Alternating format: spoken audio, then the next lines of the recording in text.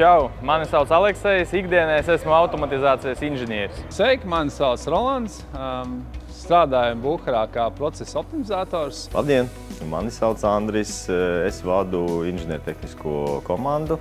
Čau, mani sauc Kristīna, es esmu 2 bērnu mamma un jau 6 gadus strādāju Buharā par metinātāju. Es ikdienā risinu operatīvas problēmas pie robotu metināšanas, programmē robotus, tā skaitā izveido jaunas programmas, izlabo kaut kādas kļūdas. Ikdienā nodarbojos ar ļoti daudz dažādiem jautājumiem, ne tikai ar konstrukciju būvēšanu, projektēšanu vai palaišanu viņu ražotnē, bet arī palīdz pieņemt pareizos lēmumus, vai tas mums tiešām ir nepieciešams. Es vadu inženiertehnisko komandu, kas ikdienā nodarbojas ar produktu uzlabojumiem, gan optimizāciju mūsu esošām konstrukcijām.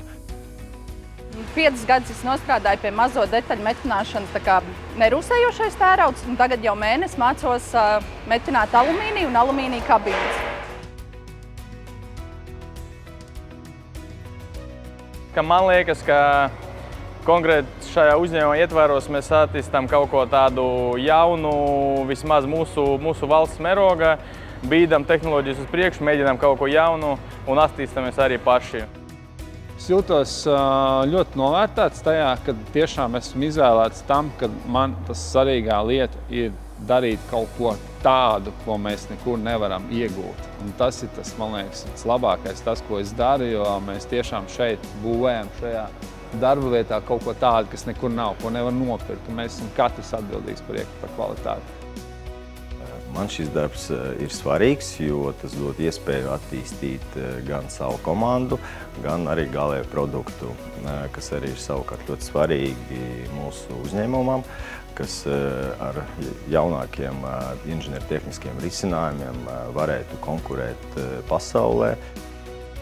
Tāpēc, ka mēs esam komanda, mēs katrs darām kaut ko nozīmīgu, lai beigās būtu tas kvalitatīvais kopdarbs. Ambīcijas. Drosmi, precīzi. Sarkanas mašīnas. Tā ir komanda.